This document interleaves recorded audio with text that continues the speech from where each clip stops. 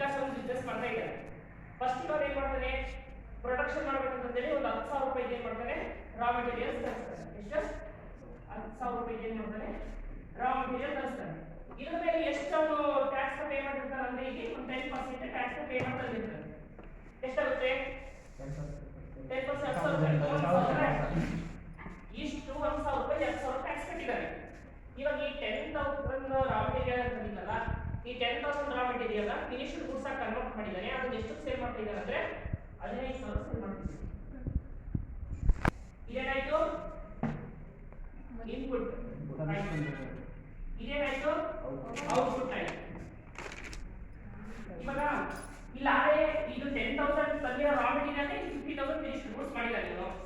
ಇವಾಗ ಇಲ್ಲಿ 15,000 ಟ್ಯಾಕ್ಸ್ ಕಟ್ಟಬೇಕಂದ್ರೆ ನಿಮ್ಗೆ ಏನಾಗುತ್ತೆ, ಪಾಪ ಕಷ್ಟ ಆಗುತ್ತೆ. ಯಾಕಂದ್ರೆ ಇಲ್ಲಿ ಆಲ್ರೆಡಿ 10,000 ಗೆ ಟ್ಯಾಕ್ಸ್ ಕಟ್ಬಿಟ್ಟೆ ಆ ಮೆಟೀರಿಯಲ್ ತಂದರೆ ಮತ್ತೆ ನಾವು ಗೂಡ್ಸ್ಗೆ ಟ್ಯಾಕ್ಸ್ ಕಟ್ಟಬೇಕಂದ್ರೆ ಕಷ್ಟ ಆಗುತ್ತೆ. ಅದಕ್ಕೋಸ್ಕರ ಈ ಒಂದು 10,000 ಗೆ ಏನು ಕಟ್ಟಿ ತಂದಿರ್ತಾನಲ್ಲ ಟ್ಯಾಕ್ಸ್ ನ, ಅವಾಗ ಈ 15,000 ಗೆ ಕಟ್ಟೋಣ ಟ್ಯಾಕ್ಸ್, ಅದರಲ್ಲಿ 10,000 ಡಿಡಕ್ಟ್ ಮಾಡಿ ಕಟ್ತಾನೆ ಅಷ್ಟೇ. ಇದಕ್ಕೆ 10% ಅಂದ್ರೆ ಎಷ್ಟಾಗುತ್ತೆ ಈಗ? 1,500 ಲೆಸ್ ಇನ್ಪುಟ್ ಟ್ಯಾಕ್ಸ್. ಇದೆಷ್ಟು? 1,000 ಉಳಿದಿದ್ದು 5,000 ಟ್ಯಾಕ್ಸಬಲ್ ಆಗುತ್ತೆ. ಇಷ್ಟೇ. ಏನೋ ಗೂಡ್ಸ್ ಅನ್ನ ತರಬೇಕಾದ್ರೆ, ರಾ ಮೆಟೀರಿಯಲ್ಸ್ ತರಬೇಕಾದ್ರೆ ಟ್ಯಾಕ್ಸ್ ಕಟ್ಟಿರ್ತಾರಲ್ಲ, ಅದನ್ನ ಲಾಸ್ಟ್ ಫೈನಲ್ ಆಗಿ ಔಟ್ಪುಟ್ ಮಾಡಬೇಕಾದ್ರೆ ಆ ಒಂದು ಟ್ಯಾಕ್ಸ್ ಡಿಡಕ್ಟ್ ಮಾಡ್ಕೊಂಡು ಉಳಿದಿದ್ದಕ್ಕೆ ಟ್ಯಾಕ್ಸ್ ಕಟ್ತಾರೆ. ಇಷ್ಟೇ ಟ್ಯಾಕ್ಸ್ ಕ್ರೆಡಿಟ್ ಅಂತ. ಇವಾಗ ಎಕ್ಸಾಂಪಲ್ ತಗೊಳ್ಳೋಣ. ಇಲ್ಲೇನು ಫಸ್ಟ್ ಏನ್ ತಗೊಳ್ಳೋಣ, ಇಂಡಸ್ಟ್ರಿ ತಗೊಳ್ಳೋಣ. ಇಂಡಸ್ಟ್ರಿ ತಗೊಳ್ಳೋಣ, ಸ್ಟೇಟ್ ಒಳಗಡೆ.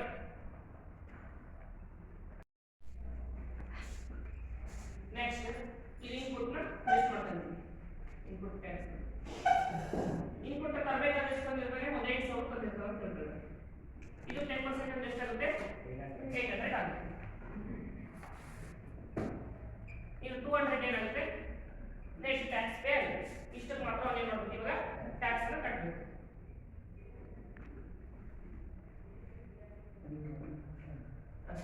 ಇವಾಗ ಅಕಸ್ಮಾತ್ ಬಿಟ್ವೀನ್ ಸ್ಟೇಟ್ ಮಾಡಿದ್ರೆ ಎಷ್ಟು ಇರ್ತದೆ? ಬಿಟ್ವೀನ್ ಸ್ಟೇಟ್ ಇವಾಗ ನೀವು ಒಂದು ಹುಬ್ಳಿಯಿಂದ ತಮಿಳುನಾಡಿಗೆ ಕಳಿಸ್ಬೇಕು ಅಂತ ಹೇಳ್ಬೋದು. ಇವಾಗ ಏನಾಗಿದೆ, ಕರ್ನಾಟಕದಿಂದ ತಮಿಳುನಾಡಿಗೆ ಹೋಗಿದೆ. ಇಲ್ಲಿ ಯಾವ ಜಿ ಎಸ್ ಟಿ ಅಪ್ಲೈ ಆಗುತ್ತೆ?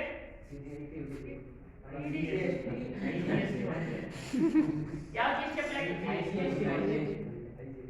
I G S T apply ಆಗುತ್ತೆ. ಬಿಟ್ವೀನ್ ಸ್ಟೇಟ್ ಆದ್ರೆ ಐ ಜಿ ಎಸ್ ಟಿ ಮಾತ್ರ ಅಪ್ಲೈ ಆಗುತ್ತೆ. ಇವಾಗ ಇಲ್ಲಿ ಅವನು ಎಷ್ಟೊಂದು ಗೂಡ್ಸ್ ಅನ್ನ ಸಪ್ಲೈ ಮಾಡಿದಾರೆ ಅಂದ್ರೆ ಒಂದು 20,000 ಸಪ್ಲೈ ಮಾಡಿದ್ದಾನೆ. ಇದಕ್ಕೊಂದು 5% ಟ್ಯಾಕ್ಸ್ ಕಟ್ಟಿದ್ರೆ ಎಷ್ಟಾಗಿದೆ? 1,000 ರೂಪಾಯಿ.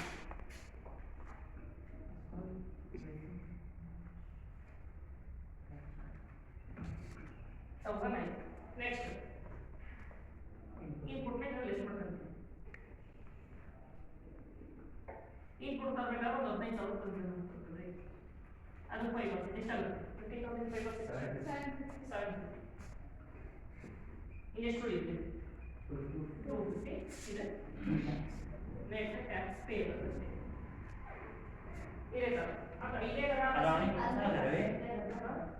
10,000 ಪರ್ಚೇಸ್ ಮಾಡಿ 8,000 ಕೊಟ್ಟರೆ 8,000 ಕೊಟ್ಟಿಲ್ಲ ತಂದರೆ 8,000 ರಾ ಮೆಟೀರಿಯಲ್ ತಂದಿದ್ದೀವಿ ನಾವು. ಇನ್ಪುಟ್ ಅಂತ ಬರ್ತಿಲ್ಲ. ಇನ್ಪುಟ್ ಅಂದ್ರೆ ನಾವು ರಾ ಮೆಟೀರಿಯಲ್ ಪರ್ಚೇಸ್ ಮಾಡಿದ್ದೀವಿ ಅಂದ್ರೆ 8,000ಕ್ಕೆ ತಗೊಂಡಿದ್ದೀವಿ.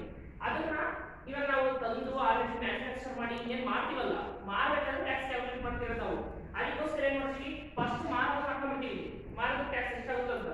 ಆಮೇಲೆ ಅದಕ್ಕೆ ತಂದಿರೋದು ಟ್ಯಾಕ್ಸ್ ಡಿಡಕ್ಟ್ ಮಾಡ್ಕೊಂಡ್ಬಿಡ್ತೀವಿ. ಆಮೇಲೆ ಉಳಿದಿರೋದಕ್ಕೆ ನಾವು ಟ್ಯಾಕ್ಸ್ ಅನ್ನು ಕಟ್ತೀವಿ. ಆಯ್ತಾ? Example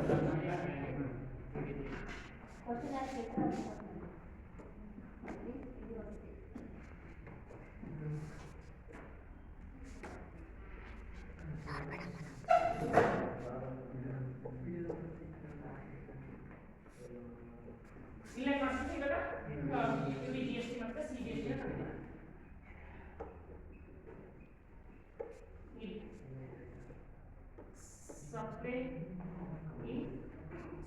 supply of goods in Andaman Nicobar to Andaman Nicobar. ಅಲ್ಲ ಇಲ್ಲಿ ಏನು ಕರಿತಾರೆ ಹೇಳಿದ್ರೆ ಟ್ರಾನ್ಸಾಕ್ಷನ್ ಆಗಿದೆ. ಇವಾಗ ಯಾವ GST ಅಪ್ಲೈ ಆಗುತ್ತೆ? CGST ಮತ್ತೆ UT GST ಅಪ್ಲೈ ಆಗುತ್ತೆ. ಇಲ್ಲಿ ಒಂದು 50,000 ರಾ ಮೆಟೀರಿಯಲ್ ನ 50,000 ಸಪ್ಲೈ ಮಾಡ್ತಾ ಇದ್ದೀವಿ ಬುಕ್ಸ್ ಅಂತ ಹೇಳ್ತಾರೆ. ಇಲ್ಲಿ ಒಂದು 10% ಆಫ್ ಟ್ಯಾಕ್ಸ್ ಅಪ್ಲೈ ಆಗುತ್ತೆ, ಏನಾಗುತ್ತೆ? ಇಲ್ಲಿ 5,000 ಆಗುತ್ತೆ.